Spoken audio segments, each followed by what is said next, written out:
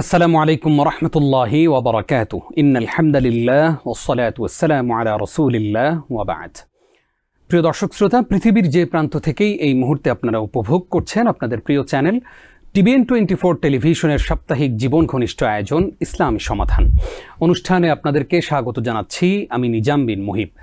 প্রিয় দর্শক, নিশ্চয়ই জেনে থাকবেন প্রতি সপ্তাহেই আমরা গুরুত্বপূর্ণ একটি বিষয়ে আপনাদের কাছে মেসেজ পৌঁছানোর চেষ্টা করি এবং গুরুত্বপূর্ণ আলোচনা পেশ করবার জন্য পাশাপাশি আপনাদের জীবন ঘনিষ্ঠ প্রশ্নগুলোর জবাব দেওয়ার জন্য আমন্ত্রণ জানিয়ে থাকি একজন স্কলারকে। আজকেও যথারীতি আমরা আমাদের একজন প্রিয় স্কলারকে আমন্ত্রণ জানিয়েছি। চলুন শুরুতেই আমাদের আজকের অতিথির সঙ্গে আপনাদেরকে পরিচয় করিয়ে দিচ্ছি। বিজ্ঞ স্কলার হিসেবে আমাদের আমন্ত্রণে সাড়া দিয়ে আমাদের স্টুডিওতে এসেছেন পৃথিবীর বাংলা ভাষাভাষী মানুষের কাছে যিনি কোরআন সুন্নাহর আলো বিতরণ করে যাচ্ছেন দীর্ঘদিন যাবৎ। আমাদের প্রিয় স্কলার আমাদের সঙ্গে রয়েছেন ডক্টর মোহাম্মদ মনজুর ইলাহি। আসসালামু আলাইকুম রহমতুল্লাহ। ওয়ালাইকুম আসসালাম রহমতুল্লাহ। স্যার কেমন আছেন? আলহামদুলিল্লাহ। আপনাকে TBN24 এর এই চমৎকার আয়োজনে স্বাগত জানাচ্ছি। আপনাকে অনেক অনেক শুকরিয়া। জাযাকাল্লাহ খাইর। প্রিয় দর্শক, আজকে আমরা স্যারের কাছ থেকে যেই গুরুত্বপূর্ণ বিষয় আলোচনা শুনবো তা হচ্ছে আল্লাহকে স্মরণের পদ্ধতি ও প্রকারভেদ। এ বিষয়ে আপনারা আমাদেরকে প্রশ্ন জানাতে পারেন। স্ক্রিনে প্রদর্শিত নাম্বারে আমাদেরকে ফোনের মাধ্যমে যে কোনো প্রশ্ন আপনারা আমাদেরকে জানাতে পারেন, তবে অবশ্যই আমরা একটি বিরতির পর আপনাদের প্রশ্নগুলো নেয়ার চেষ্টা করব। চলুন প্রিয় দর্শক, আলোচনা শুরু করি। স্যার, শুরুতেই আমরা জানতে চাই আল্লাহকে আমরা কিভাবে স্মরণ করলে আল্লাহ রাব্বুল আলামিন খুশি হন? আলহামদুলিল্লাহ ওয়াসসালাতু ওয়াসসালামু আলা রাসূলিল্লাহ ওয়া আলা আলিহি ওয়া আসহাবিহি ওয়া মাওয়ালা। আল্লাহ সুবহানাহু ওয়া তাআলা আল কোরআনে তাকে স্মরণ করার অনেকগুলো নির্দেশনা দিয়েছেন। যেমন উযকুরুল্লাহ, তারপরে আল্লাযীনা ইয়াযকুরুনা আল্লাহা কিয়ামান ওয়া কুউদান ওয়া আলা জুনুবিহিম। এরপরে সূরাতুল আহজাবের মধ্যে আল্লাহ সুবহানাহু ওয়া তাআলা বলেছেন লাকাদ কানা লাকুম ফি রাসূলিল্লাহি উসওয়াতুন হাসানাহ লিমান কানা ইয়ারজুল্লাহা ওয়াল ইয়াউমাল আখিরা ওয়া যাকারাল্লাহা কাসীরা। এভাবে আল্লাহ সুবহানাহু ওয়া তাআলা বহু জায়গায় তাকে স্মরণের যেমন নির্দেশনা দিয়েছেন, পাশাপাশি মুমিন মুখলিস বান্দা যারা তাদেরও বিশেষণ হিসাবে সিফাত হিসাবে তিনি সে কথা উল্লেখ করেছেন যে সর্বাবস্থায় যারা আল্লাহকে স্মরণ করে এবং বিশেষ করে রাসূল সাল্লাল্লাহু আলাইহি সাল্লামকেও তিনি আদর্শ হিসাবে সেসব লোকদের জন্য উল্লেখ করেছেন যারা আল্লাহ এবং আখিরাত দিবসে বিশ্বাস করে এবং যারা আল্লাহকে বেশি বেশি স্মরণ করে। তো এখন কথা হচ্ছে যে আল্লাহকে আমরা কিভাবে স্মরণ করব, এর উপায় পদ্ধতিগুলো কি, এর প্রকারভেদগুলো কি ইত্যাদি। আসলে এই আলোচনা অনেক বিস্তৃত। আমি খুব সংক্ষেপে বলবো, আল্লাহ সুবহানাহু ওয়া তাআলাকে স্মরণ করা এটাকে দুভাগে আমরা প্রথমত ভাগ করতে পারি। এক, অন্তরে স্মরণ করা। অন্তরে স্মরণ করাটা এটা খুব সিগনিফিক্যান্ট, অর্থাৎ আল্লাহকে মনে রাখা, ভুলে না যাওয়া। আচ্ছা, এটা হলো একটা দিক। সেকেন্ড দিকটা হচ্ছে কাজে কর্মের মাধ্যমে স্মরণ করা। এবং আমরা জানি যে ইসলামের যে মহান প্রোগ্রামগুলো আল্লাহ সুবহানাহু ওয়া তাআলা দিয়েছেন সেগুলো মূলত আল্লাহকে স্মরণেরই প্রোগ্রাম। যেমন আমরা ইসলামের যে 5টা রোকন আছে, যদি সেটাও বিশ্লেষণ করি তাহলে সেখানে স্মরণ পাবো। সেটা আল্লাহর তাওহীদের সাক্ষ্য দেওয়া, প্রথম যে শর্ত শাহাদাতু আল্লা ইলাহা ইল্লাল্লাহ ওয়া আন্না মুহাম্মাদুর রাসূলুল্লাহ। দ্বিতীয় হচ্ছে সালাত কায়েম করা। তৃতীয় হচ্ছে যাকাত প্রদান করা। চতুর্থ হচ্ছে রমাদানের সিয়াম পালন করা এবং হজ। আপনি যদি একটু বিশ্লেষণ করেন দেখেন সালাতের সমস্ত কার্যক্রমের মধ্যেই বরং প্রত্যেকটা ইভেন্টে, প্রত্যেকটা উচ্চারণে, প্রত্যেকটা কেরাতের মধ্যে, প্রত্যেকটা দোয়া এবং আদকারের মধ্যে কিন্তু আল্লাহ স্মরণ আছে। সুবহানাল্লাহ। এরপরে যদি আপনি যাকাতের কথা বলেন, সে যাকাত হিসেব করবে কিসের ভিত্তিতে? কোরআন হাদিসের ভিত্তিতে। সেখানে আল্লাহ স্মরণ আছে। মূলত আল্লাহকে যারা স্মরণ রাখে তারাই যাকাত দেয়। যারা আল্লাহকে ভুলে গিয়েছে তারা যাকাতকে ভুলে যায়। এরপর যদি সিয়ামের কথায় আসেন তাহলে দেখবেন যে পুরোটাই হচ্ছে ঈমান তাকওয়ার চর্চা। বরং একজন মুসলিম তার বছরের অন্য কয় মাসে আল্লাহকে যতটা স্মরণ করে তার চেয়ে সবচেয়ে বেশি স্মরণ করে সে আল্লাহকে রমাদান মাসে। আল্লাহু আকবার। পুরো রমাদানটাই জন্য আল্লাহর যিকিরের একটা মহোৎসব, একটা চমৎকার উপলক্ষ, তাই না? প্রত্যেকটা জায়গায় প্রত্যেকটা সারাদিন কোরআন তেলাওয়াত চলে এবং এটা শুধু আজকের মুসলিমরা না, সেই সালাফ থেকে আরম্ভ করে সবাই সাহাবায়ে কেরাম দিন রাত, তারা এমনকি অনেকে হাদিসের সালাফের মধ্যে যেমন আমরা ইমাম জুহরির কথা জানি, প্রখ্যাত মুহাদ্দিস, ফিকহ, তিনি হাদিসের পঠন পাঠন বাদ দিয়েও তিনি শুধু কোরআনের পঠন পাঠনে নিয়োজিত হতেন রমাদান মাসে। স্বয়ং রাসূলুল্লাহ সাল্লাল্লাহু আলাইহি ওয়াসাল্লাম জিবরিল আলাইহিস সালামকে সাথে করে তারাও তাদারুসুল কোরআনের মধ্যে তারা নিমগ্ন হতেন। তাতে বোঝা গেল যে রমাদানের পুরো প্রোগ্রামটাই হচ্ছে যিকরুল্লাহর প্রোগ্রাম। এরপরে যদি আমরা হজের কথা বলি, সুবহানাল্লাহ, সারাক্ষণ আল্লাহর যিকির, মুখে মুখে, মনে মনে এবং কাজে কাজে কর্মে। জি, আপনি দেখেন লাব্বাইক আল্লাহুম্মা লাব্বাইক, লাব্বাইক লা শারীকা লাক লাব্বাইক, ইন্নাল হামদা ওয়ান নি'মাতা লাকা ওয়াল মুলক লা শারীকা লাক। এর চাইতে চমৎকার যিকির কি পৃথিবীতে আছে? এটাকে নবী সাল্লাল্লাহু আলাইহি ওয়াসাল্লাম তিনি তাওহীদ বলেছেন, এই তালবিয়াকে বলেছেন তৌহিদ। তাহলে তৌহিদ যদি হয় তালবিয়ার নাম, তাহলে আমরা বলবো যিকরুত তৌহিদ, তৌহিদের যিকির। এবং সবচেয়ে উত্তম কালিমা তো হচ্ছে উত্তম যিকির, যেটা হচ্ছে লা ইলাহা ইল্লাল্লাহ, সবচেয়ে উত্তম কালিমা, কালিমা তাইয়্যিবা এটাকে বলা হচ্ছে। এভাবে আমরা ইসলামের সার্বিক সকল প্রোগ্রামের মধ্যেই আল্লাহর স্মরণের একটা চমৎকার প্রোগ্রাম খুঁজে পাই। এখানে আমরা যেটা বললাম যে কাজকর্মের মধ্য দিয়ে, একটা হলো মনে আর একটা হলো সার্বিক কাজকর্মে। এখানে যখন আপনি কোরবানি করবেন, আপনি যখন হালাল হারাম বেছে চলবেন, এটাও কিন্তু আল্লাহকে স্মরণ করা। যখন আপনার সামনে কোনো হারাম জিনিস উপস্থিত হবে, আপনি কেন খাবেন না, কেন পানাহার করবেন না, কেন অ্যাকসেপ্ট করবেন না? কারণ ওটা হারাম। কে করেছেন? আল্লাহ। এই কথাটা স্মরণ করাই তো আল্লাহ স্মরণ। আপনি হালালের মধ্যে নিজেকে সীমাবদ্ধ কেন রাখবেন? কারণ হালালের সীমারেখা ভেঙে হারামের মধ্যে পা ফেলার কিংবা সম্পৃক্ত হওয়ার কোনো সুযোগ নেই। তাহলে এর মধ্যেও কিন্তু আপনি আল্লাহ স্মরণ খুঁজে পাবেন। এভাবে ইসলামের সকল প্রোগ্রামের মধ্যে যদি আমরা অ্যাক্টিভলি প্রেজেন্ট থাকতে পারি এবং সকল প্রোগ্রাম সফলভাবে সুন্দরভাবে বাস্তবায়ন করতে পারি, তাহলে প্রকৃত অর্থে আল্লাহকে স্মরণ করা হবে। জাযাকাল্লাহ খাইর। প্রিয় দর্শক, আমরা অত্যন্ত গুরুত্বপূর্ণ আলোচনা উপহার পাচ্ছি আমাদের প্রিয় স্কলারের কাছ থেকে। স্যার, একটু জানতে চাই আমরা যে আল্লাহকে স্মরণের অনেকগুলো নির্দেশনার ব্যাপারে আপনি আমাদেরকে জানালেন। আল্লাহকে স্মরণের পদ্ধতিগত কোনো পার্থক্য কি আছে? আমরা অনেক সময় দেখি যে কেউ শুধু মুখে জিকির করাটা, এটাকেই আল্লাহকে স্মরণের পদ্ধতি হিসাবে নিয়ে নিয়েছেন। এর বাইরে আর কি কি পদ্ধতি রয়েছে যার মাধ্যমে, যদিও আপনার আলোচনা অনেকগুলো উঠে এসেছে, এর বাইরে আরো কোনো? যে আমি যদি আরো একটু স্পেসিফিকলি বলি, তাহলে আল্লাহকে স্মরণের পদ্ধতি বা প্রকার যেটাই বলি না কেন, এটাকে আমরা এভাবে ডিফাইন করতে পারি। প্রথম হচ্ছে যিকরু বিল লিসান, জিহ্বা দ্বারা স্মরণ করা। তার মানে হচ্ছে কথার দ্বারা স্মরণ করা, উচ্চারণের মাধ্যমে স্মরণ করা, যেটা মানুষ শুনতে পায়, নিজেও শুনতে পায়, অন্যরাও শুনতে পায়। যখন কোরআনের তেলাওয়াত হয়, এটাও কিন্তু আল্লাহকে স্মরণ করা, জিহ্বা দ্বারা স্মরণ করা। কোরআনের তেলাওয়াত জোরে জোরে করা এবং আজকারগুলো পড়া, সকাল সন্ধ্যার আজকারগুলো পড়া, ইত্যাদি, অথবা যে কোনো আজকার আমরা যেটা, যেমন খাবারের আগে বিসমিল্লাহ বলা, শেষে আলহামদুলিল্লাহ বলা, এগুলো সব যিকরু বিল লিসান, জিহ্বা দ্বারা যিকির করা।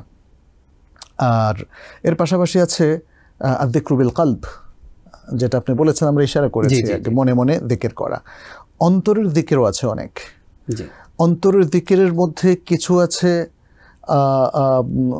মানে এই যেটাকে আমরা স্মরণ করা বলি, কারণ স্মরণ করা মানে হচ্ছে টু রিমেম্বার বাই হার্ট, অন্তর দিয়ে স্মরণ করে মানুষ, এটা একটা। আর আরেকটা হচ্ছে কর্মগত, অন্তরেরও কিছু কাজ আছে। যেমন অন্তরের কাজের মধ্যে কি আত-তাসদীক, আল্লাহকে সত্য বলে মেনে নেওয়া, স্বীকার করা। আল কোরআনকে কালামুল্লাহ, দ্য স্পিচ অফ আল্লাহ বলে স্বীকার করা। এই যে স্বীকার করা, এটা কাজ, কিন্তু অন্তরের কাজ। এটাকে বলা হয় আমালুল কলব, আমালুল কলব। এর মধ্যে আছে যেমন তাওয়াক্কুল আলাল্লাহ, আল্লাহর উপর নির্ভরতা স্থাপন করা। আমি আর কারো উপর নির্ভরতা স্থাপন করব না, আল্লাহর উপর, এটাও অন্তরের কাজ কিন্তু। এরপরে খাশিয়াতুল্লাহ, আল্লাহকে ভয় করা। খাউফুল্লাহ, হ্যাঁ, খাউফুল্লাহ, খাশিয়াতুল্লাহ দুটোর অর্থ বাংলা আমরা ভয় করা বলি, বাট খাশিয়াটা, এটা আর খাউফের মধ্যে একটু পার্থক্য আছে। সম্ভ্রম মিশ্রিত যে ভয়, যেটা আসলে এক ধরনের শ্রদ্ধা, এটা হলো খাশিয়া। আর খাউফটা হচ্ছে আমি যদি আল্লাহর নির্দেশ না মানি তাহলে আল্লাহ আমাকে শাস্তি দিবেন, এই ভয়টা হলো খাউফ। এ দুটোই কিন্তু অন্তরের কাজ, এ দুটোই অন্তরের কাজ। এভাবে আমরা দেখি যে অন্তরের স্মরণ এবং অন্তরের কাজ, এগুলো প্রচুর আছে। এটাও আল্লাহ দিকরের মধ্যে খুব সিগনিফিক্যান্ট জায়গা দখল করে আছে, এটা দ্বিতীয় প্রকার। তৃতীয় হচ্ছে আদ-যিকরু বিল জাওয়ারিহ অথবা বিআযাইল জিসম, শরীরের বিভিন্ন অঙ্গ প্রত্যঙ্গ দিয়ে আপনি আল্লাহকে স্মরণ করবেন। আপনি যখন মসজিদে হেঁটে যান, জি, এটা কিন্তু যিকর। কেন হেঁটে যাচ্ছেন, তাই না? জি, এখানেও দেখবেন যে এখানেও একই সাথে আপনার অন্তরও কাজ করছে। আসলে অন্তর সবসময় কাজ করে। মসজিদে হেঁটে যাচ্ছেন, আপনার নিয়ত আছে, কিন্তু কেন যাচ্ছেন? সালাতের জন্য যাচ্ছেন। আর কেন যাচ্ছেন? কারণ আপনি মসজিদকে ভালোবাসেন, আল্লাহ, because this is the house of আল্লাহ। জি, আরও একটা কারণ আছে, কারণ আপনি আল্লাহকেও ভালোবাসেন। জি, তাহলে এই যে ভালোবাসাটা, এটা অন্তরের কাজ। এটা দ্বিতীয় প্রকারের মধ্যে আল্লাহর প্রতি ভালোবাসা, আল্লাহর ঘরের প্রতি ভালোবাসা, আল্লাহর দ্বীনের প্রতি ভালোবাসা আপনাকে হাঁটিয়ে নিয়ে যাচ্ছে মসজিদের দিকে। আপনি ফজরের সালাত পড়বেন, জোহর পড়বেন, আসর, মাগরিব, এশা পড়বেন। তাহলে দেখা যাচ্ছে যে এই যে আল্লাহর যিকির, এর সাথে সবসময়ই, অধিকাংশ সময়ই কোনো না কোনোভাবে আপনার লিসান, আপনার হার্ট এবং আপনার অঙ্গ প্রত্যঙ্গগুলো জড়িত থাকে। এখানে আরেকটা খুব গুরুত্বপূর্ণ বিষয় আছে যেটা আমাদেরকে মনে রাখতে হবে, সেটা হচ্ছে আপনি আল্লাহকে স্মরণ করার জন্য আপনার জিহ্বা, আপনার হার্ট এবং আপনার বিভিন্ন অঙ্গ প্রত্যঙ্গ ব্যবহার করবেন, কিন্তু এই ব্যবহারের ক্ষেত্রে মনে রাখবেন শরিয়ার যে মানহাজ বা মেথোডোলজি আছে জি, এবং শরিয়ার যে উপায়, উপকরণগুলো আছে, এর ব্যবহারটা আপনি সুন্নাহ ভিত্তিক করতে হবে। জি, আপনি যেমন শুরুতে একটা প্রশ্ন করেছিলেন যে মানুষ মুখে আল্লাহর যিকির করে, জি, এখানে আপনি দেখতে পাবেন মুখে আল্লাহর যিকির, এটা তো অবশ্যই যিকিরের একটা পার্ট, আমরা সেটা বলেছি। বাট এই জায়গায়ও কিছু ডিস্টরশন আছে, কিছু ভুল বিভ্রান্তি, বিচ্যুতি আছে। সেটা কখন? যখন আপনি শরঈ মেথোডোলজিটাকে ভায়োলেট করবেন, যখন রাসূল সাল্লাল্লাহু আলাইহি ওয়াসাল্লামের যিকিরের যে পদ্ধতি আছে, যে মেথডটা আছে, সেটাকে আপনি ভায়োলেট করবেন। যেমন আপনি যদি শুধু আল্লাহ আল্লাহ যিকির করেন, ইল্লাল্লাহ বলে অনেকে, বা ইল্লাল্লাহ যিকির, শুধু আল্লাহ আল্লাহ যিকির করাটাও কিন্তু শরিয়া সম্মত না। জি, আপনি আল্লাহকে স্মরণ করবেন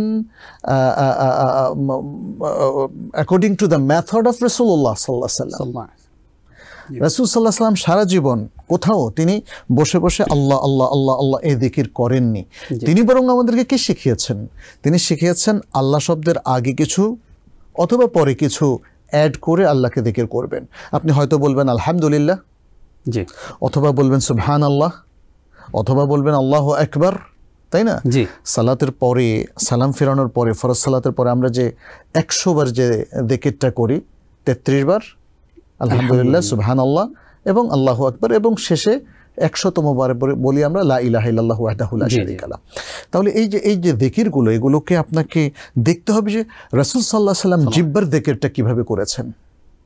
আপনি বেহুশের মতো মানে খুব অঙ্গভঙ্গি করে বা চিৎকার করে দাঁড়িয়ে নানাভাবে আপনি ইল্লাল্লাহ যিকির করবেন বা আল্লাহ আল্লাহ যিকির করবেন বা হু হু যিকির করবেন, this is not the way of যিকির। এটা আমাদেরকে সাবধান থাকতে হবে। ঠিক তেমনি আমরা জানি যে সালাত একটা যিকির, আমরা একটু আগেও বলেছি। সালাতটাও আপনাকে পড়তে হবে রাসূল সাল্লাল্লাহু আলাইহি ওয়াসাল্লামের মেথড অনুযায়ী, জি, এবং সেই সালাত আপনি পড়বেন যে সালাত রাসূল সাল্লাল্লাহু আলাইহি ওয়াসাল্লাম রেকমেন্ড করেছেন। যেই সালাতটা রাসূল সাল্লাল্লাহু আলাইহি ওয়াসাল্লাম রেকমেন্ড করেন নাই, ওই সালাত দিয়েও কিন্তু যিকির হবে না, হবে না। জি স্যার, ঠিক এই প্রসঙ্গে আসবো ইনশাআল্লাহ ছোট্ট একটি বিরতির পর। ইনশাআল্লাহ। প্রিয় দর্শক, আপনারা দেখছেন আপনাদের প্রিয় আয়োজন TVN 24 টেলিভিশনের সাপ্তাহিক জীবন ঘনিষ্ঠ আয়োজন ইসলামী সমাধান। ছোট্ট একটি বিরতি নিচ্ছি, আমাদের সঙ্গেই থাকুন। প্রিয় দর্শক, আরও একবার স্বাগত জানিয়ে শুরু করছি আপনাদের প্রিয় অনুষ্ঠান TVN 24 এর জুমা পূর্ববর্তী চমৎকার আয়োজন ইসলামী সমাধান। আজকে আমরা আল্লাহকে স্মরণের পদ্ধতি ও প্রকারভেদ নিয়ে আলোচনা করছি, আর আলোচনা করছেন আপনার আমার প্রিয় স্কলার ডক্টর মনজুর ইলাহি। স্যার, আপনাকে আরও একবার স্বাগত। স্যার, আপনার আলোচনা থেকে আমরা উপকৃত হচ্ছি বরাবরের মতোই, আলহামদুলিল্লাহ। এবার জানতে চাই, আল্লাহর সৃষ্টি নিয়ে যদি কেউ গবেষণা করে, এইটাও কি আল্লাহকে স্মরণ করার কোনো একটি পদ্ধতি হতে পারে? অবশ্যই, অবশ্যই। আল্লাহর সৃষ্টি নিয়ে তাফাক্কুর এবং তাদাব্বুরের নির্দেশনাও কিন্তু আল্লাহ সুবহানাহু ওয়া তাআলা দিয়েছেন। জি, যেমন আল্লাহ সুবহানাহু ওয়া তাআলা যখন আয়াতের এক লম্বা আয়াতে শুরু করেন, ইন্না ফি খালকিস সামাওয়াতি ওয়াল আরদি ওয়া ইখতিলাফিল লাইলি ওয়ান নাহার, এভাবে যিনি সৃষ্টির অনেকগুলো উপকরণ এখানে উল্লেখ করলেন, যে আসমান এবং জমিনের সৃষ্টির মধ্যে দিবস এবং রজনীর আবর্তনে এবং যে নৌযানগুলো সমুদ্রে চলাফেরা করে ইত্যাদি অনেক কিছু উল্লেখ করে তিনি বলছেন এটা বুদ্ধিমানদের জন্য এটা আয়াত, নিদর্শন। জি, কোথাও তিনি বলেছেন এটা যারা আকলমান তাদের জন্য নিদর্শন, যারা উলুল আলবাব তাদের জন্য নিদর্শন। অথবা কোথাও কোথাও তিনি বলেছেন লিকাউমিন ইয়াতাফাক্কারুন, সেই লোকদের জন্য যারা তাফাক্কুর করে। তাফাক্কুর, তাদাব্বুর মানে চিন্তা গবেষণা করে। আল্লাহর সৃষ্টি নিয়ে, সৃষ্টিটা তো একটা সায়েন্স, সৃষ্টি একটা সায়েন্স, বিশেষ জ্ঞান। এই সৃষ্টি তত্ত্বের মধ্যে কত কিছু আছে, তাই না? আপনার হিউম্যান বডি আমাদের গবেষণার একটা বিষয় হতে পারে। আল্লাহ তাআলা বলছেন ওয়াফি আনফুসিকুম আফালা তুবসিরুন, আর তোমাদের মধ্যে, তোমাদের দেহের মধ্যে আয়াত এবং নিদর্শন রয়েছে, তোমরা কি অবজার্ভ করছো না? তাহলে এই যে অবজার্ভ করা, এটাও কিন্তু যিকির এবং চিন্তা গবেষণা, তাফাক্কুর। তাইলে আমরা কয়েকটা জিনিস পাচ্ছি। চিন্তা গবেষণার যে প্রতিশব্দগুলো আল্লাহ সুবহানাহু ওয়া তাআলা কোরআনে উল্লেখ করেছেন, একটা হলো তাদাব্বুর, একটা হলো তাফাক্কুর, আর একটা হলো ইবসার, অর্থাৎ অবজার্ভ করা। আফালা তুবসিরুন, তাই না? ইবসার। আল্লাহ সুবহানাহু ওয়া তাআলা যেমন আল কোরআনের মধ্যে বলেছেন আফালা ইয়াতাদাব্বারুনা আল কুরআনা আম আলা কুলুবিন আকফালুহা, তারা কি কোরআন নিয়ে চিন্তা গবেষণা করে না, নাকি তাদের হৃদয় লকড? আল্লাহ যে একটা কালাম দিলেন, কালামুল্লাহ, এবং তার সাথে দিয়েছেন সমপরিমাণ বা তাকে ব্যাখ্যাকারী যে হাদিস, সুন্নাহ, এই জিনিসগুলো নিয়ে তাফাক্কুর তাদাব্বুর করাটা কিন্তু ওয়াজিব, এটা করতে হবে। এটা যে একটা নফল যিকির তা না, এটা জরুরি যিকির। তাফাক্কুর তাদাব্বুর যে জাতি করে না, সে জাতি কোনোদিন কোনো শিক্ষাও গ্রহণ করে না। আল্লাহর সৃষ্টি থেকে, আল্লাহর প্রোগ্রাম থেকে, আল্লাহর দিন থেকে, আল্লাহর নির্দেশনা থেকে শিক্ষা গ্রহণ করতে হলে তাকে অবশ্যই রিসার্চ এবং গবেষণামুখী হতেই হবে।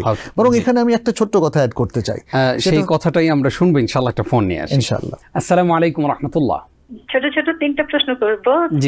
যে আমি ওই যে নেক্সট ইয়ারে হজে যাব, আমি সবসময় প্রশ্ন করি আমার মেয়েদেরকে নিয়ে, কিন্তু অনেক সময় ওই যে রওজা মোবারকের ভিতরে, মসজিদের ভিতরে ঢুকতে পারি না, তখন বাইরে যে কার্পেটটা থাকে ওই কার্পেটে আমরা সবাই দাঁড়ায় যাই, ওখানে কি দাখিলি নামাজ পড়তে হবে? এইটা একটা প্রশ্ন। আরেকটা প্রশ্ন হচ্ছে যে আমরা অনেক সময় এবার রাগ করে মানুষদেরকে বলি যে হ্যাঁ আল্লাহই জানে, তো এটা একটা বেয়াদবি হয়ে যায় না? অনেকের মুখে শুনি, তখন মনে মনে মনটা খারাপ হয়ে যায় যে আল্লাহকে দোষারোপ করছে কেন। এটা একটা প্রশ্ন।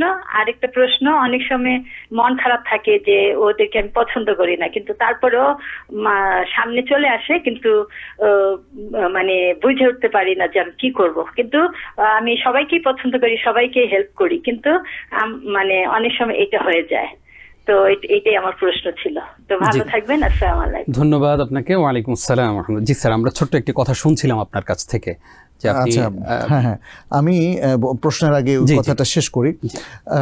বলছিলাম যে আসলে একটা খুবই দুর্ভাগ্যের বিষয় যে মুসলিমরা শত শত বছর ধরে জ্ঞানের জগতের নেতৃত্ব দিয়েছে, যখন রাসূলুল্লাহ সাল্লাল্লাহু আলাইহি সাল্লাম ওহির জ্ঞান নিয়ে পৃথিবীতে আসলেন, এত সত্য জ্ঞান, এত আলোকিত জ্ঞান, এত সুন্দর জ্ঞান তখন সারা পৃথিবীর কোথাও ছিল না। এবং রাসূল সাল্লাল্লাহু আলাইহি সাল্লামের পরবর্তী প্রজন্ম সাহাবায়ে কেরাম থেকে আরম্ভ করে জ্ঞানের যে যাত্রা শুরু হলো, সেই যাত্রা কিন্তু আজ থেকে 400-500 বছর পর্যন্ত মুসলিমরাই ধরে রেখেছে, নেতৃত্ব দিয়েছে। কিন্তু এরপর আমরা দেখলাম যে আমাদের জ্ঞানের জগতে আমরা পিছিয়ে পড়লাম, এবং এই পিছিয়ে পড়ার একটা বড় কারণ হচ্ছে রিসার্চে পিছিয়ে পড়া। অথচ কোরআন তাদাব্বুর, তাফাক্কুরের কথা আমাদেরকে বারবার বলল। আমাদের যে সকল ভাইয়েরা নর্থ আমেরিকাতে আছেন, ইউরোপে আছেন, সেটা তো রিসার্চের দেশ, তাই না? আমরা মুসলিমদেরকে দেখি তারা কত কত রিসার্চ তারা কন্ডাক্ট করছেন, এবং এভাবে তারা এগিয়ে যাচ্ছেন। আমাদের রিসার্চটা দুরকম হবে। প্রথমত আখিরাতমুখী রিসার্চ। আখিরাতকে পাওয়াটা একজন মুসলিমের প্রধান লক্ষ্য। ওই লক্ষ্য অর্জনের জন্য তাহলে আমাদের রেকমেন্ডেড পলিসি এবং স্ট্র্যাটেজিটা কি, এটা কিন্তু আমাদের মুসলিমদের জানতে হবে। কিভাবে আমার জীবনযাপন করা, পরিবার, সমাজে কিভাবে পরিচালনা করলে, জীবনকে চালালে আমি আমার আখিরাতের মহান লক্ষ্যে পৌঁছবো, এটা হলো প্রথম রিসার্চ। আর সেকেন্ড রিসার্চটা হচ্ছে আমাদের দুনিয়া বেসড, আমাদের এডুকেশন, আমাদের শিক্ষা। কেন আমরা পিছিয়ে পড়ছি? মুসলিমরা সব জায়গায় কেন একটা ব্যাকওয়ার্ড পজিশনে চলে যাচ্ছে? ওই জায়গা থেকে তার উত্তরণ প্রয়োজন, সেই জায়গাতে আমাদের রিসার্চ প্রয়োজন। জি, আল্লাহ রাব্বুল আলামিন আমাদেরকে সেই রিসার্চ করার তৌফিক দান করুক, আমিন, এবং আমরাও চেষ্টা করে যাব ইনশাআল্লাহ। স্যার, আমাদের হাতে কিছু প্রশ্ন এসেছে, আমরা সেগুলোর উত্তর দেব ইনশাআল্লাহ। আমাদেরকে এক বোন প্রশ্ন করেছেন, জানতে চেয়েছেন যে আগামী বছর তিনি হজে যাওয়ার নিয়ত করেছেন, হজে যাবেন। ওনার প্রশ্ন হচ্ছে যে রওজার সামনে যে কার্পেট রয়েছে সেই কার্পেটে দাখিলি নামাজ, দুখুলুল মসজিদ, এই নামাজ পড়তে হবে কিনা বা পড়তে পারবেন কিনা? রিয়াদুল জান্নাহ, এটা আসলে রাউদাতুম মিন রিয়াদিল জান্নাহ। রাসূল সাল্লাল্লাহু আলাইহি ওয়াসাল্লামের সেই বিখ্যাত হাদিস, মা বাইনা বাইতি ওয়া মিম্বারি রাউদাতুম মিন রিয়াদিল জান্নাহ, আমার ঘর এবং আমার মিম্বারের মাঝখানের যে জায়গাটা, এটা রিয়াদুল জান্নাহ, রিয়াদুল জান্নাহর একটা রাউদা, অর্থাৎ জান্নাতের একটা বাগিচা। তো এই জায়গাটাকে রিয়াদুল জান্নাহ বলা হয়। যদিও আমাদের দেশের অনেক মানুষ রওজা মোবারক বলতে রাসূল সাল্লাল্লাহু আলাইহি ওয়াসাল্লামের কবরকে বুঝিয়ে থাকে, যেটা একটা ভুল শব্দের প্রয়োগ। রাসূল সাল্লাল্লাহু আলাইহি ওয়াসাল্লামের কবরকে কোথাও হাদিসে, কোথাও না রাসূল সাল্লাল্লাহু আলাইহি ওয়াসাল্লাম স্বয়ং নিজে অথবা সাহাবায়ে কেরাম অথবা অন্য কোনো আলেম সেটাকে রওজা বলেননি। অতএব রওদা বলতে এখানে রিয়াদুল জান্নাহ, রাউদাতুম মিন রিয়াদিল জান্নাহ। তো উনি সেই জায়গায় নামাজ পড়ার কথাই বোঝাচ্ছেন, আমরা ওনার প্রশ্ন থেকে যেটা বুঝলাম। রিয়াদুল জান্নাহর মধ্যে যদি যাওয়ার সুযোগ হয় তাহলে সেখানে দুখুলুল মসজিদ ছাড়াও 2 রাকাত নামাজ পড়াটা উত্তম, যেহেতু রিয়াদুল জান্নাহ, এই জায়গায় 2 রাকাত পড়েন, 4 রাকাত পড়েন, এখানে কোনো বাধা ধরা নেই, সেটা পড়াটা উত্তম। এটা ওলামায়ে কেরাম বলেছেন জায়গার শ্রেষ্ঠত্বের কারণে। যদিও মানে এখানে রাসূল সাল্লাল্লাহু আলাইহি ওয়াসাল্লাম এইভাবে স্পষ্ট করে রেকমেন্ড করেন না যে এখানে 2 রাকাত আসলে নামাজ পড়তে হবে। কিন্তু আরেকটা বিষয়, যদি কেউ রিয়াদুল জান্নাহ এসে মানে মসজিদে প্রবেশ করে সরাসরি রিয়াদুল জান্নাহ চলে আসার সুযোগ পান এবং তিনি আর কোথাও 2 রাকাত নামাজ না পড়েন, তাহলে এখানে এসে পড়বেন। এটা খুবই স্ট্রংলি রেকমেন্ডেড, মসজিদে ঢুকে 2 রাকাত নামাজ পড়া। এখন যদি মসজিদের অন্য জায়গায় না পড়ার আগেই তিনি এখানে চলে আসেন, তাহলে তিনি এখানে দুখুল মসজিদ পড়বেন। আর যদি তিনি অন্য জায়গায় দুখুল মসজিদ পড়ে এখানে আসেন, তখন আর দুখুল মসজিদ আর তার নাই, যেহেতু তিনি মসজিদে ঢুকে দুখুল মসজিদ পড়ে ফেলেছেন। তাহলে এখানে এসে তিনি যদি চান বসে কোরআন তেলাওয়াত করতে পারেন, তিনি যদি চান 2 রাকাত নামাজ পড়তে পারেন, তিনি যদি চান একটু লম্বা টাইম বসার সুযোগ হয়, তাহলে যে কয় রাকাত নামাজ এখানে পড়তে পারেন, সেটা ভালো। আশা করছি আমাদের বোন তার প্রথম প্রশ্নটির জবাব পেয়েছেন। তিনি আরেকটি প্রশ্ন করেছেন যে রাগ করে অনেক সময় বলি যে আল্লাহই জানে, এটা কি আল্লাহকে দোষারোপ করা হয় কিনা? আল্লাহ জানেন, জি, আল্লাহ ভালো জানেন, জি। আচ্ছা, না, এটা তো দোষারোপ করা হয় না। আল্লাহ জানেন অথবা আল্লাহু আ'লাম, জি। আল্লাহু আ'লাম মানে আল্লাহ নোজ দ্য বেস্ট। এটা তো কোনো সমস্যা নেই। রাগ করেন, সেটা হয়তো প্রসঙ্গ দেখতে হবে। আপনি রাগ করার যে সিচুয়েশনে আছেন, সেটাকে যারা অবজার্ভ করছে তারা বলতে পারবে আপনার রাগ করাটা কি শরিয়া সম্মত হলো নাকি শরিয়াকে আপনি ভায়োলেট করলেন, তাচ্ছিল্য করলেন, আপনার কথার ঢঙে সেটা বোঝা যাবে। তবে আপনি যদি বলেন যে আল্লাহই ভালো জানেন অথবা আল্লাহ জানেন অথবা আল্লাহু আ'লাম, তাহলে এটা দোষণীয় নয়, বরং এই কথাটা প্রশংসিত। জি, আশা করছি আমাদের বোন বুঝতে পেরেছেন। তিনি আরেকটি প্রশ্ন করেছেন যে যেই মানুষগুলোকে তিনি পছন্দ করেন না, যাদের প্রতি তার রাগ, তারা অনেক সময় সামনে চলে আসে, তখন ওনার আবার রাগ হয়, এক্ষেত্রে আসলে পরিত্রাণের উপায় কি? রাগকে কন্ট্রোল করা। যে মানুষগুলোকে পছন্দ করেন না, কেন পছন্দ করেন না, তারও একটা রিজনেবল মানে একটা গ্রাউন্ড থাকতে হবে। আদারওয়াইজ ভালো মানুষকে যদি তিনি পছন্দ না করেন, তাহলে তো এটা তো অবজেকশনেবল, তাই না? আর যদি খারাপ মানুষ হয় অথবা তাদের কোনো ত্রুটির কারণে, মানুষ খারাপ না, তাদের ত্রুটির কারণে বা তাদের আচরণগত কোনো কারণে উনি কষ্ট পেয়েছেন, ফলে তাদের প্রতি তার একটা রাগ কাজ করে, তো এই সমস্ত লোকদেরকে ক্ষমা করে দেওয়াটাই ভালো। ক্ষমাসুলভ দৃষ্টিভঙ্গি যদি তিনি পোষণ করেন, তাহলে রাগ থেকে বাঁচতে পারবেন। আর তিনি যদি ক্ষমা করতে না পারেন, তাহলে রাগ কখনো তার বন্ধ হবে না, রাগ তার বেড়েই যাবে, জেদ তার চলে আসবে। জেদ আসলে মানুষ ভুল করে বসে, এটা মনে রাখতে হবে। আপনার জেদ আপনাকে হয় ভুল দিকে নিয়ে যাবে অথবা জালিম করে ফেলবে। অর্থাৎ আপনি হয়তো তার গীবত করা শুরু করবেন অথবা সুযোগ পেলে তাকে ডাবল প্রতিশোধ নেবেন। ফলে রাগ কমানোটাই হচ্ছে, আমি মনে করি, এখানে সবচেয়ে উত্তম পন্থা, এবং তার চেয়ে উত্তম হচ্ছে যদি তাকে ক্ষমা করে দিতে পারেন।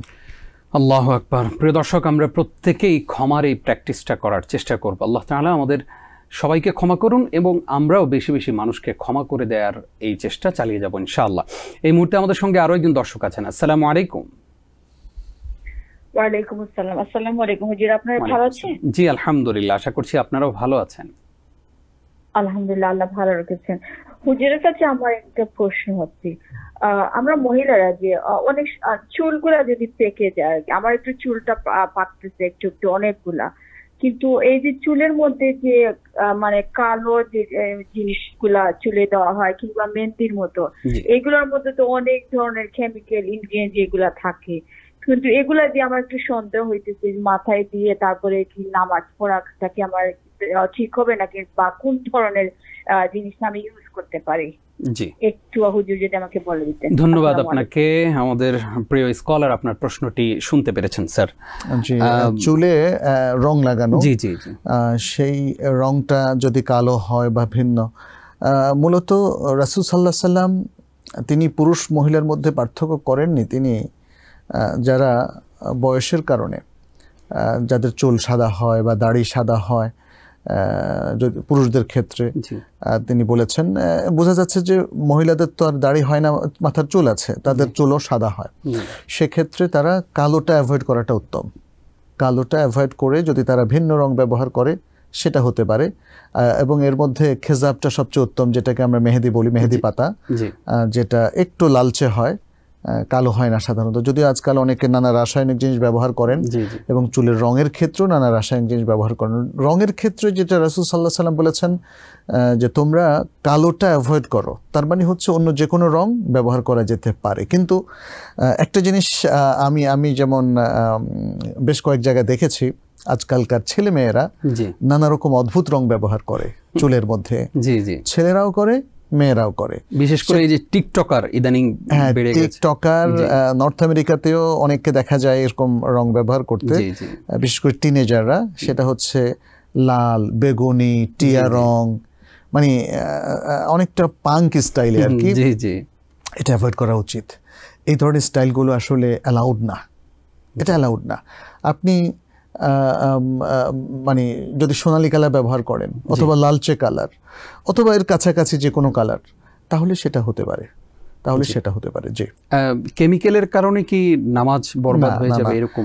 যদি সেখানে কোনো নাজাসাত থাকে অথবা অ্যালকোহল টাইপের কোনো উপাদান, যেটা নিয়ে ওলামায়ে কেরামের অনেকের মতেই যে এটাকে একদম কমপ্লিটলি অ্যাভয়েড করতে হবে, সে ধরনের উপাদান যদি থাকে তাহলে সেটাকে অ্যাভয়েড করা উচিত বলে আমরা মনে করি।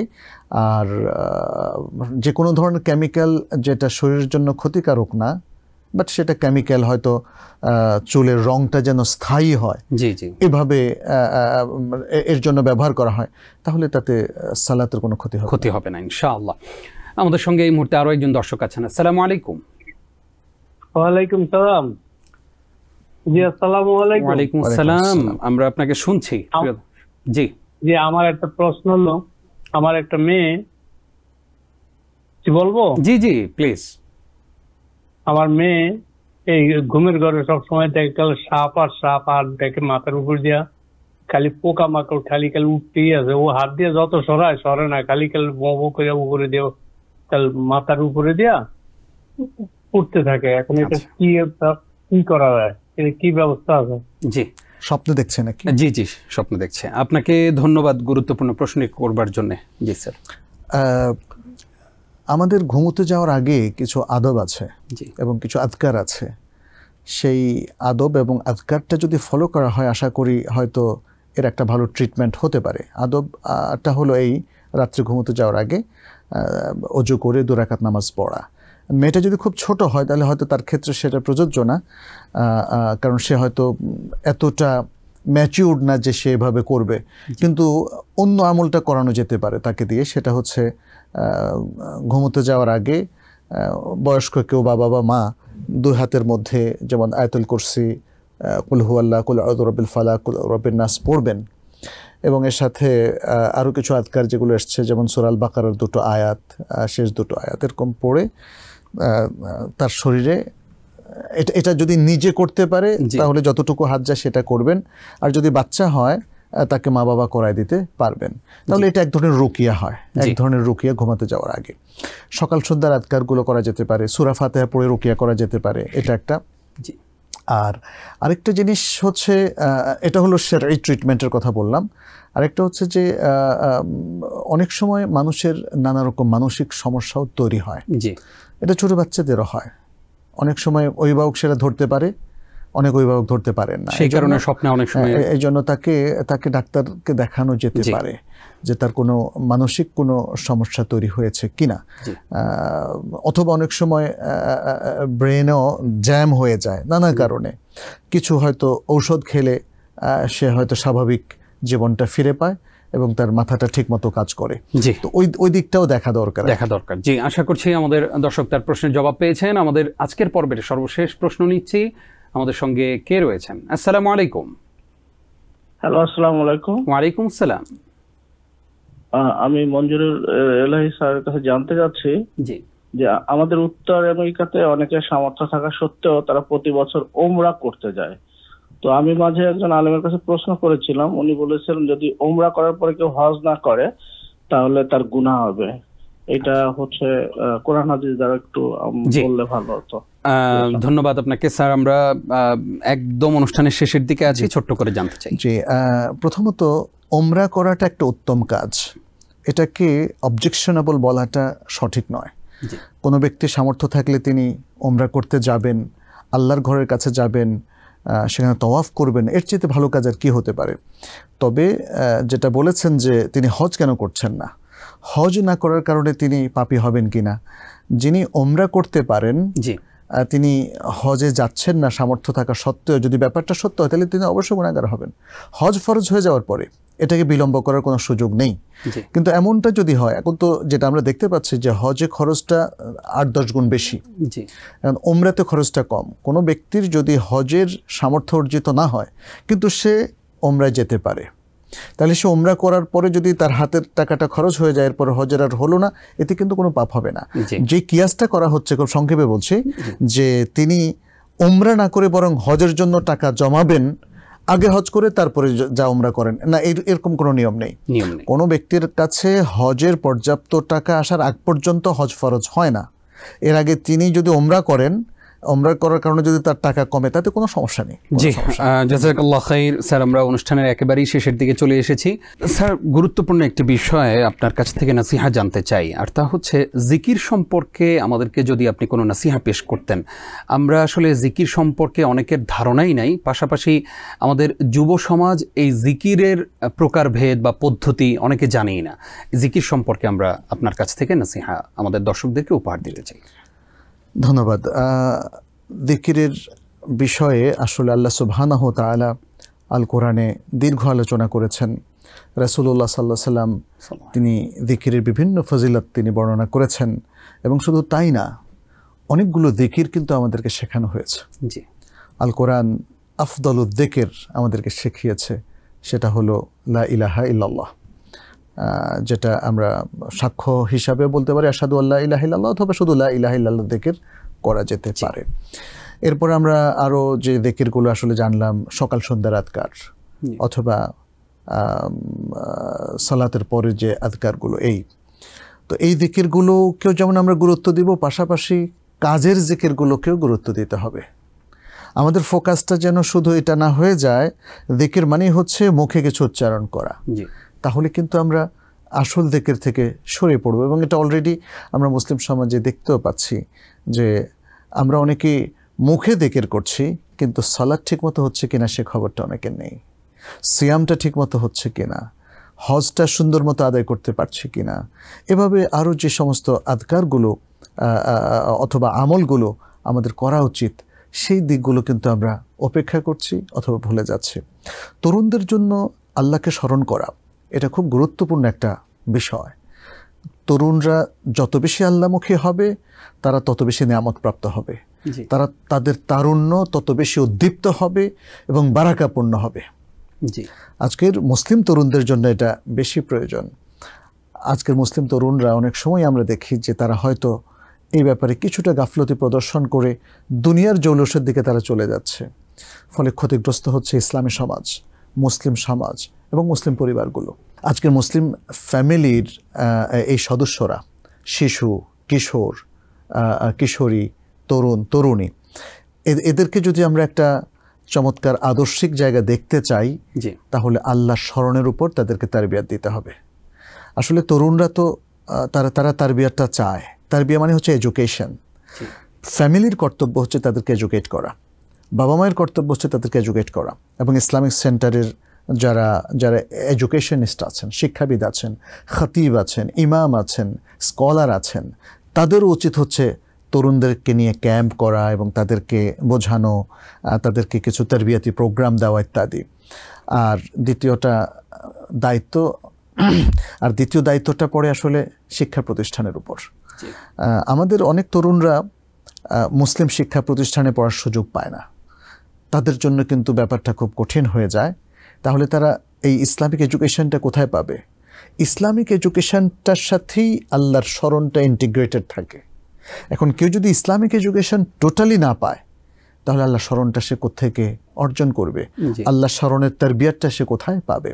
এই জন্যে আমরা বলবো যে যারা বিশেষ করে পাবলিক স্কুলে যাচ্ছে নর্থ আমেরিকাতে বা অন্যত্র, তাহলে তাদের জন্য উচিত হবে ইসলামিক সেন্টারের সাথে কানেক্টেড হওয়া। বাবা মার উচিত হবে তার সব সন্তানকে ইসলামিক সেন্টারের সাথে, ইমামদের সাথে, ভালো মুসলিমদের সাথে কানেক্টেড করে দেওয়া, যাদের সাথে উঠলে বসলে সে আল্লাহকে স্মরণ করবে। একজন লোককে দেখলে সে আল্লাহর বিষয়টা তাকে রিমাইন্ডার হিসাবে জানিয়ে দেবে। এই বিষয়গুলো খুব জরুরি। এবং কিছু ফ্যামিলির সাথেও আমাদের ইন্টারাকশান দরকার, যাতে করে আল্লাহ স্মরণটা এই ফ্যামিলির সাথে মিশলে আমি আল্লাহ স্মরণটা নিতে পারবো, আল্লাহ স্মরণটা আমার অর্জিত হবে। এই জায়গাটা যদি আমরা আসলে ত্রুটি করি, একদম মানে নিজের জীবনধারাটা এমনভাবে সাজাই, তাহলে তো স্মরণটা আসবে না। স্যার, অনেক সময় দেখা যায় যে অনেক বাবা মায়েরাই আগে হয়তো ভুল পথে ছিলেন, এখন হয়তো আপনাদের এই ইসলামিক অনুষ্ঠান বা নানানভাবে আপনাদের কাছ থেকে কোরআন হাদিসের আলোগুলো পেয়ে নিজের মধ্যে সেই আলো প্রতিস্থাপন করে ইসলামের পথে আগানোর চেষ্টা করছেন। সেই বাবা মারা তো ইসলামের অনেক কিছুই জানেন না, তারা আসলে কোন জায়গা থেকে সেই ইসলামের আলোগুলো খুঁজে নেবেন? যে বাবা মারা আগে ইসলামে ছিলেন না, এখন এসেছেন, তারা নতুন করে তাদের জীবনটা শুরু করবেন। ছেলে মেয়েদেরকে চেষ্টা করবেন বোঝানোর জন্য যে ভুলটা তাদের হয়েছে, এই ভুলটা যেন তাদের সন্তানদের ক্ষেত্রে না হয়, এটা খেয়াল রাখতে হবে। ছেলে মেয়েদের আসলে দ্বীনি তারবিয়াত এবং আল্লাহ স্মরণের উপর তারবিয়াতের জন্য প্রথম শর্তটাই হচ্ছে কোরআনের সাথে তাদেরকে কানেক্টেড করে দেওয়া। কোরআন ইটসেলফ এত পাওয়ারফুল যে কোরআনকে ভালোবাসলো তার জীবনটা আলোকিত হয়ে গেল। কোরআনের পরপরই যে কাজটা তারা শিখবে, সন্তানদেরকে শেখাতে হবে, সেটা হলো সালাত। কারণ কোরআন যেমন আমাদেরকে আলোকিত করে, সালাত আমাদেরকে অন্যায় অশ্লীলতা থেকে দূরে রাখে। সুতরাং কোরআন এবং সালাতে যদি কোনো তরুণী অথবা কিশোরী তারা অভ্যস্ত হয়, আশা করা যায় এটা তাদের জন্য একটা চমৎকার গাইডলাইন হবে এবং তাদের জীবনের সবচেয়ে উত্তম যিকির বলে এটাই গণ্য হবে। ইনশাআল্লাহ, আমরাও সেই প্রত্যাশা করছি। স্যার, আপনাকে অসংখ্য ধন্যবাদ কষ্ট করে আমাদেরকে সময় দেবার জন্য। আপনাকেও ধন্যবাদ। প্রিয় দর্শক, এতক্ষণ যারা আমাদের সঙ্গে ছিলেন আপনাদেরকেও ধন্যবাদ জানিয়ে শেষ করছি আজকের আয়োজন। আজকে গুরুত্বপূর্ণ আলোচনা জিকির সম্পর্কে আমরা শুনলাম এবং জানলাম। মানার নিয়তে আমরা এই অনুষ্ঠানটি দেখব ইনশাআল্লাহ। প্রতি শুক্রবারই আমরা গুরুত্বপূর্ণ আলোচনা আপনাদেরকে উপহার দিয়ে থাকি। আল্লাহ রাব্বুল আলামিন এই আলোচনার মাধ্যমে আমাদের জীবনকে কোরআন এবং সুন্নাহর আলোয় সাজানোর তৌফিক দান করুক। আমিন। আজ এই পর্যন্তই বিদায় নিচ্ছি আমি নিজাম বিন মুহিব। আসসালামু আলাইকুম ওয়া রাহমাতুল্লাহি ওয়া বারাকাতুহু। وما أرسلنا من قبلك إلا رجالا نوحي إليهم فاسألوا